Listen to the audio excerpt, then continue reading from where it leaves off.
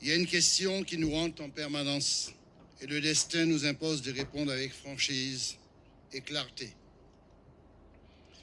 Après près de 300 ans de colonisation, dont les traces sont encore aujourd'hui tellement présentes, après 175 ans depuis l'abolition de l'esclavage, alors que les rives du monde reçoivent encore les débris de la haine et du racisme, après 77 ans de départementalisation, alors que le droit à l'égalité se paye en aliénation continue jusqu'à l'effacement de nos différences et de nos identités.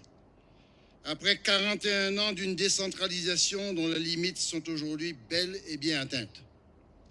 Comment transcender ces longues périodes de notre histoire au plus haut niveau de nos capacités de dépassement pour faire face aux défis du monde? Pour nous, le temps ne fait pas que passer. Le temps pèse souvent de son poids mort. Mais il installe aussi dans nos cœurs le sentiment d'une durée lumineuse. Cette durée est faite de nos refus, de nos révoltes, de nos oppositions constantes à tout ce qui porte atteinte à notre dignité, notre humanité et notre identité. Mais elle est surtout faite de cette créativité et de cette résistance dont nos ancêtres ont su faire preuve, nous laissant les traces têtues d'un cheminement dont chaque étape fut héroïque. Le temps nous pèse, mais la durée nous exalte. Oui, mes chers frères et sœurs, Martiniquais et Martiniquaises, cet héritage-là, elle est là, et il mérite, cet héritage est là, et il mérite d'être assumé. Assumé dans sa richesse, mais assumé aussi dans sa complexité, au sein d'une relation inédite entre une république, la République française, où le poids de l'histoire continue à peser, et la Caraïbe, qui constitue notre milieu, nous conduisant à une double appartenance, une appartenance institutionnelle et une appartenance géographique. Héritage que nous devons assumer aussi avec tout ce que cela suppose d'exigence, de courage et de possibles sacrifices.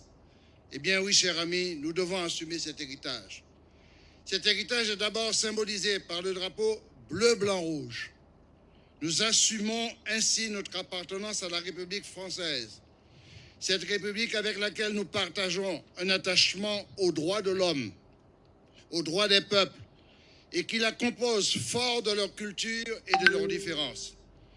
Cet attachement à cette République qui dispose, dans ses principes fondateurs, de tout ce qu'il faut pour que la différence et l'égalité, pour que l'appartenance et la singularité, pour que l'unité et la diversité puissent se nourrir ensemble et mutuellement se renforcer. Cet attachement à la France qui s'est maintenu dans notre histoire n'est pas un renoncement à soi, ni une quelconque abdication de notre géographie cordiale, de nos alliances et de nos réseaux. Cet attachement, nous le respectons, nous le comprenons, et par là même, il nous revient d'en mobiliser les richesses et les potentialités. Eh bien oui, nous acceptons cet héritage. Nos choix sont nets et clairs. Cet héritage est aussi symbolisé par le drapeau de l'Europe. Nous assumons le choix d'une ouverture au monde fondée sur des alliances où le plus large reste toujours plus désirable que le plus étroit.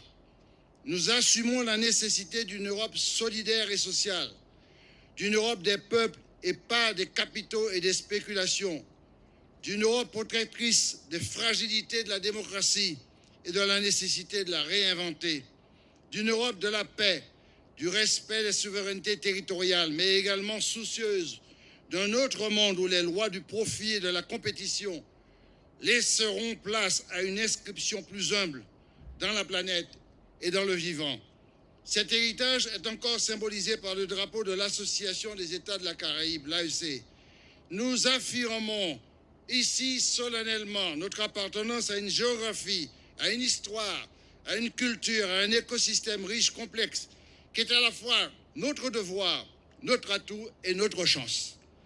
La Caraïbe nous ouvre aux Amériques et les Amériques nous offrent un incroyable ensemble où les essences se rejoignent et réinventent les liens entre la nature, la culture, le vivant et les humanités. Nous affirmons à ce titre aussi une position géoéthique, géostratégique et géopolitique dont la dimension exceptionnelle renforce notre contribution globale aux équilibres de la planète. Oui, notre géographie cordiale est une force que nous devons assumer et que la République doit prendre en considération, ce qui n'est pas le cas aujourd'hui. Nous assumons également cet héritage par le drapeau de l'Organisation des États de la Caraïbe orientale. Notre adhésion exprime notre farouche volonté de nous inscrire dans une véritable diplomatie culturelle, économique et écologique pour mieux habiter notre voisinage et vivre fraternellement dans les richesses et les défis de notre maison commune, la Caraïbe. Enfin, nous assumons nos révoltes, nous assumons nos souffrances et nous cherchons à les dépasser. Nous assumons aussi la résistance, le jaillissement et le combat.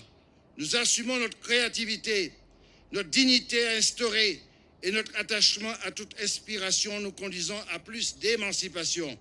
Nous assumons donc notre hymne et nous assumons aussi notre drapeau rouge, vert, noir. Ils sont l'expression de tout ce qui nous a fait, de tout ce que nous avons fait et que nous assumons, et de tout ce que nous allons faire.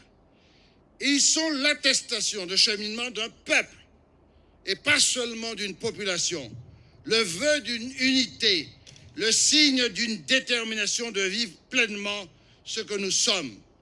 Ce jour, le 31 mars 2023, je considère que la Martinique se nomme et se projette elle-même dans ce qu'elle est et dans ce qu'elle voudra devenir.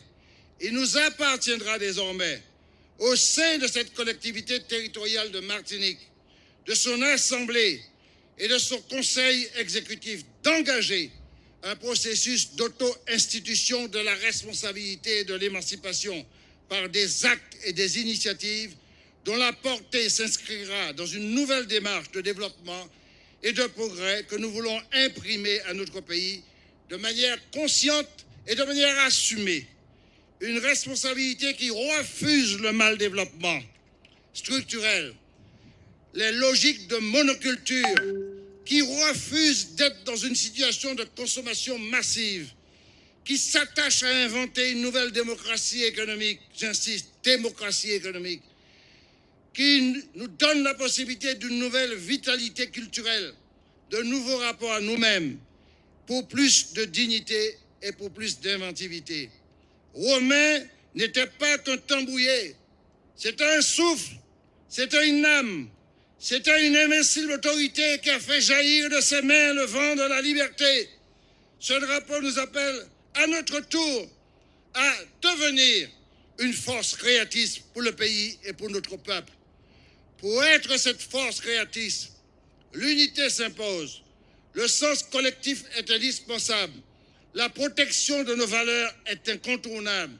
Et pour parvenir à tout cela, il nous faut assumer un autre défi, celui bien sûr de l'émancipation. Cela passe par quoi? Des actes forts, des actes courageux, des actes emblématiques. Décoloniser notre sens de la création et de nos initiatives. Passer du mode guichet au mode projet. S'ouvrir aux accélérations des nouvelles technologies. Cultiver une pensée neuve, capable d'inventer de nouvelles voies. Sortir du fantasme de l'État-nation. Exploiter toutes les voies juridiques innovantes d'une existence au monde. Trouver des voies nouvelles internes au pays pour reconnaître notre langue créole. Construire une diplomatie territoriale exemplaire avec nos voisins, inventer des filières économiques nouvelles et ouvrir la voie pour les générations qui viennent. Voilà ce que ces symboles, notre drapeau et notre hymne inaugurent en nous-mêmes et pour nous-mêmes. C'est à une démarche et un changement profond, sans précédent, auquel je vous invite. Il s'agit d'ordonner nous-mêmes les signes des valeurs et ne pas nous laisser dicter ces signes de valeur, de nous projeter, de refuser toute forme de relégation, de cesser d'être des exécutants, de refuser les marigots de la lâcheté, d'habiter ce que nous sommes, de valoriser nos richesses biologiques, de vertus stratégiques. Aujourd'hui, le vœu de liberté de Romain est indissociable de la construction patiente et méthodique de cette émancipation. C'est donc de l'intérieur de nous-mêmes qu'une société fait le choix de la responsabilité, qu'une société l'institue elle-même et l'assume fièrement dans chacun de ses actes. Alors, vous le savez, affirmons-le clairement, la responsabilisation ne peut exister en Martinique que si les Martiniquais sont responsables et émancipés eux-mêmes, bien entendu, solidairement entre eux. C'est cette ambition vitale que nous voulons partager avec la République et c'est l'aboutissement de cette ambition prise en charge par nous-mêmes pour nous-mêmes et ne pas attendre toutes les idées, les valeurs et les décisions, toutes les pensées qui ne font que nous reléguer dans une espèce d'attitude de défaite permanente et de complexe d'infériorité que nous devons abandonner définitivement. C'est cette ambition vitale qui nous appartient de relever pour que chaque jeune qui se regarde dans les yeux en pleine conscience puisse dire avec la plus grande fierté « Oui, je suis de l'ensemble européen, oui, je suis de l'ensemble français, mais je suis avant tout martiniquais et caribéen, d'Amérique latine, d'Amérique du Sud. » Est-ce que la France va s'appauvrir parce que ce pas a été fait dans la révolution émancipatrice que nous a légué, nous a transmis Aimé Césaire? Est-ce que la France considère que le seul voie de liberté, c'est celle qu'elle a octroyée? Non, c'est cette liberté que nous avons conquise. Mais il ne s'agit pas de briser les chaînes dans les pieds et dans les bras. Il s'agit aussi de briser les chaînes dans le cerveau. Parce que la première auto-aliénation qui existe, c'est pas en nous-mêmes. C'est en déchaînant notre cerveau que nous pouvons conquérir des espaces de créativité et de croissance. Et nous avons cette responsabilité.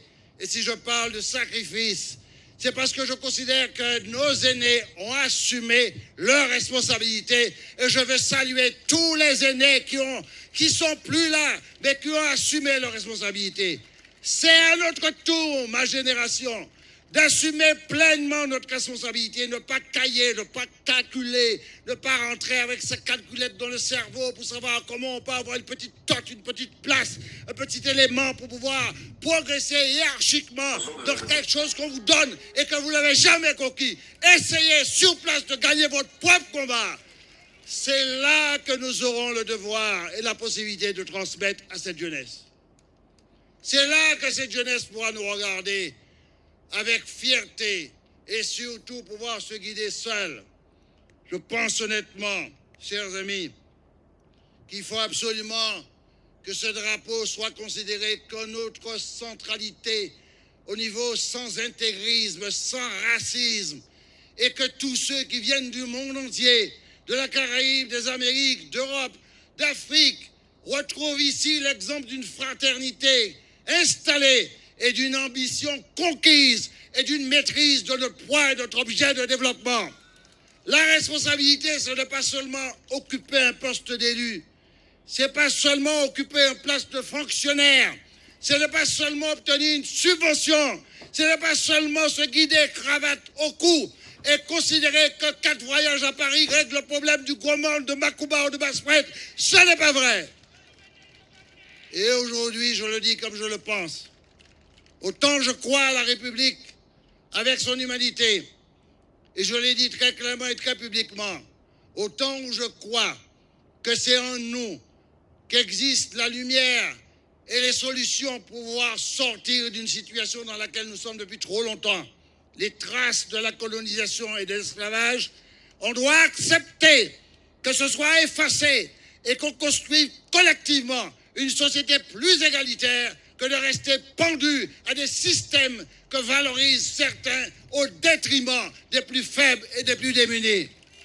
C'est dans ce cadre-là que je considère qu'il faut absolument avoir des actes instituants, c'est-à-dire qui instituent la responsabilité et qui modifient. Je n'attendrai pas de l'Assemblée nationale toutes les solutions pour la Martinique. Je ferai moi-même des propositions très claires et je prendrai des décisions. Appelez ça comme vous voulez. Texte instituant, texte d'émancipation, texte nègre marron, texte romain, peu importe, qui aille mais on va installer dans ce pays-là la responsabilité, qu'on le veuille ou que l'on ne veuille pas. Maintenant, chers amis, je le dis pour conclure, ce n'est pas seulement une question de posture. Ce drapeau symbolise beaucoup de choses. Oui, le sang versé, c'est-à-dire nos sacrifices, nos luttes et nos combats. Oui, cette histoire sanglante, difficile, inhumaine, barbarie de l'époque, avec une histoire qui est souvent racontée dans un seul sens. C'est ce que symbolise le rouge. Oui, le noir de l'espérance et en même temps des origines. Cette histoire qui est extrêmement claire, c'est-à-dire que nous venons d'un continent et d'un pays, mais à jamais prendre cette posture et cette couleur comme des éléments racistes et des éléments intégristes. Personnellement, je ne partage pas cela. Tout le monde, c'est monde à partir du moment qu'on respecte l'identité martiniquaise et le projet martiniquais, quelle que soit sa couleur et quelle que soit son origine. Mais bien entendu, le vert, l'espérance que nous avons d'avoir au moins quelque part quelque chose qui se tire en espérance. On ne peut pas représenter 93% des surfaces maritimes françaises. On ne peut pas se contenter de déclamer et surtout d'entendre et de le répéter mimétiquement que nous représentons 70% de la biodiversité française sans pour cela qu'on puisse en profiter clairement. La Martinique se situe désormais entre les Amériques et l'Europe et la Martinique devra profiter de toutes les richesses que nous procurons à l'Europe et à la France. Ce n'est pas de l'argent dont je parle d'initiatives locales. C'est pour ça que je reprends à mon compte l'expression du Césaire. Le droit à l'émancipation passe par le droit à l'initiative et le droit d'adapter les normes et les lois sur place dans notre pays sans passer par l'Assemblée nationale tout en restant dans la République. Je considère que c'est l'axe majeur. C'est une question de dignité. Et je m'engage devant vous, très solennellement, au peuple martiniquais. Nous ferons tout ce qu'on pourra faire. Nous mettrons tout en œuvre pour que la Martinique, non pas devienne l'expression d'un écart quelconque en dehors des positions de la population, mais que la Martinique devienne certainement, non pas un dôme, non pas un tome, non pas un ultramarin, mais que la Martinique soit martiniquaise au sein de la République, avec un peuple fier. Vive la Martinique, vive le peuple martiniquais. Monsieur Serge Letchimy.